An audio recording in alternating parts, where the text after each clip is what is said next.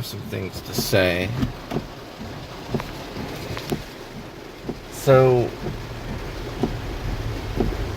well, I probably won't get cut off here. But see, the thing about abandonment is that it's the opposite of the covenant. So you make a covenant with your husband, you promise to be faithful to him. So we're all born sinners. So we're all messed up for life. And it should have been kind of explained in the wedding that, you know, I knew it was going to let up. It was raining cats and dogs before I started hit record. But listen, it's the little things in life that count. So even though there's a little bit of sprinkle, that still means something. This is still something. What I'm doing right now. It's a small thing, but it's still something. The little things in life make a big difference. So this will make a big difference one day. But what I mean about abandonment is that the covenant is promising the husband as well as the wife that you're not going to mess things up, that you're not going to put them in abandonment. It's never said at a wedding. It needs to be said. Abandonment needs to be addressed at weddings from now on. It needs to be an issue at hand because it needs to be understood. Abandonment is a physical thing. It's when the woman is not physically there anymore. She doesn't try to contact either through text or email or phone calls or anything. So a lot of rain right there.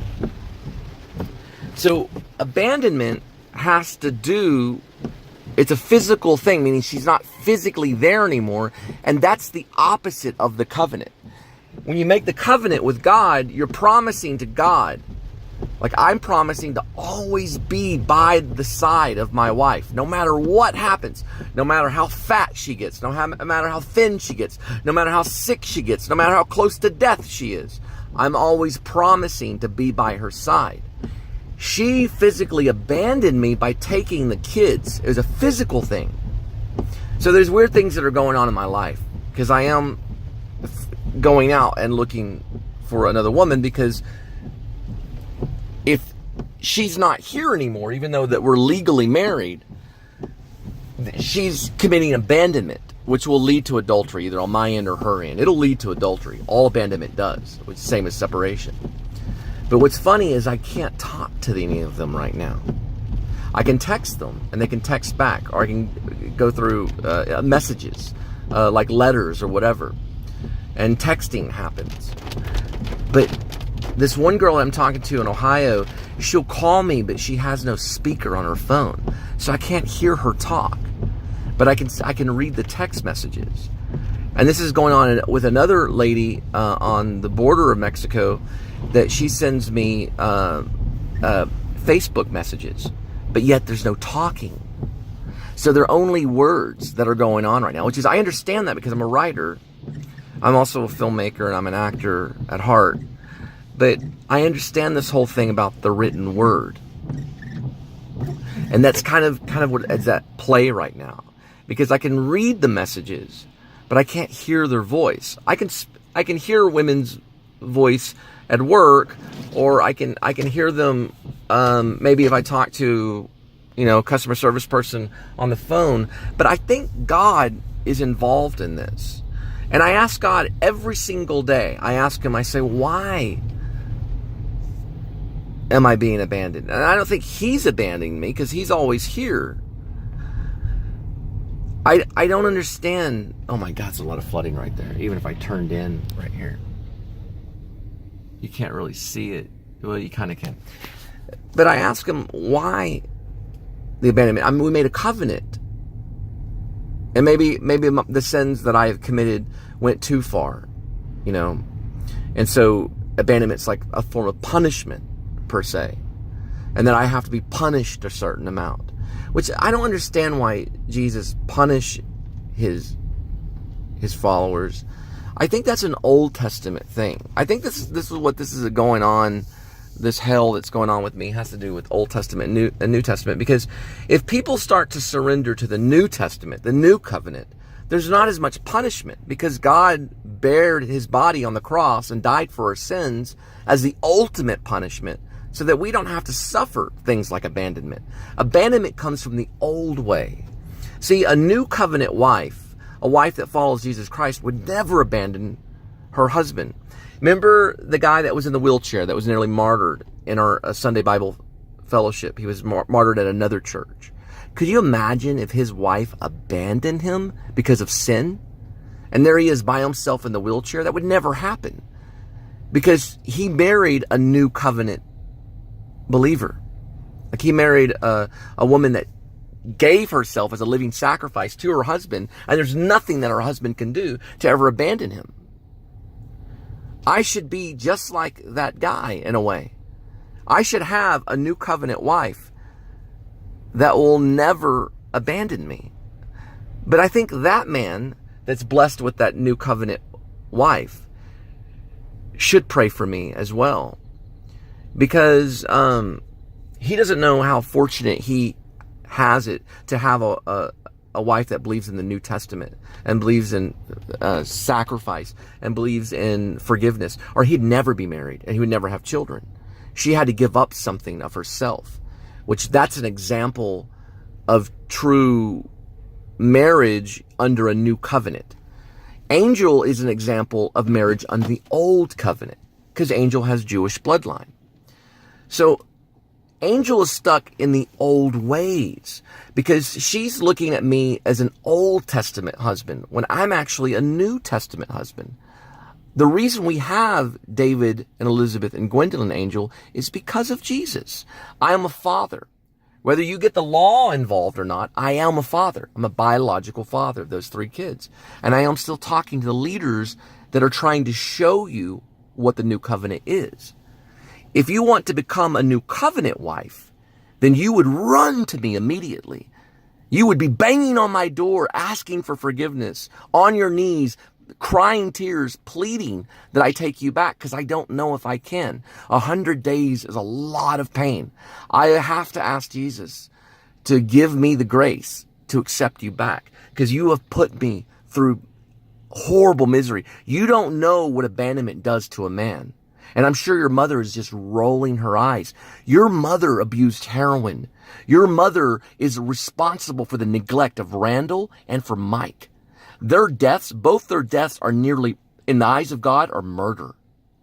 That your mother needs, as worse as the chief of sinner of Apostle Paul, needs to surrender to God, let you go completely. She never should have asked you for anything during our marriage. I understand I have to be compassionate, but she never should have ever got involved. And I had to weigh 60 pounds heavier because of this sin. I've lost half of it, and I'm losing more.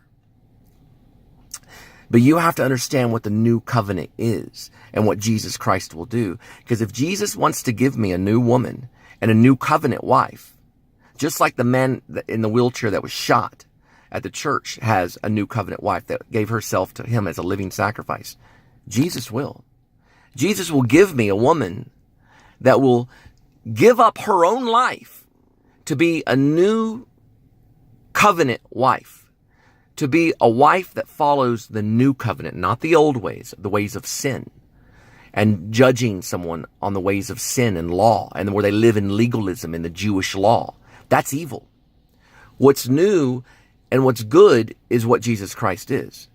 And that wife would never leave her husband. She would never leave that covenant for no reason at all. She would stand by her husband through thick and thin forever. And that is what is going to make our country great. Our country is going to be great because we're going to have strong marriages. And that will lead to abolishing abortion and abolishing abandonment. Could you imagine a country where you knew your wife was going to stay with you no matter what? No matter what you did, no matter how horrible sinner that you were, you knew your wife would be by your side. That's utopia, is what that is. That is utopia. It has to do with relationship. When the woman is fully committed and we can get rid of divorce so that they suffer the consequences. Listen, divorce has caused so much pain in my life since I was 9 years old. I had to go back and forth. I will not be a part of a blended family. I've already said that. If it means I won't be able to see my children again, then I won't be able to. But if you're willing to give yourself up as a living sacrifice for Jesus Christ and surrender to him, then you're willing to come back and reconcile. because we are still legally married by the old Mosaic, old Jewish law. But we need to be married under the blood of Christ. And I have a feeling that I think Ricky's got a little bit of Jewish blood running in his body as well. And he needs to give up the old ways as well. Maybe look at Hebrews and try to realize that when we were married by the cross, we were married in a new covenant. And that new covenant has to be honored in order for MacArthur Boulevard Baptist to continue on, or it will not continue on as a church, not a church reigned by Christ. So this happened for a reason. Everything that's happened has happened for a reason, so that we can learn. And through this abandonment, I've been given wisdom, but I will not continue on a life of isolation and abandonment. No, nobody wants that. God doesn't want that for me, or he never would have had me meet Angel. God introduced Angel to me. She called me. That was God working through her. But she needs to go back to that Lord and surrender herself. And then she'll come back and reconcile. She has to fight the enemy. She's going to have to fight the enemy. She's going to have to wake up from the spell that she's in. But if she continues on following the old ways and living in the old ways, then divorce is fine with her. Legalism is fine. People will tape things to my door saying the country is after you. The law is after you because of this or that or whatever, right?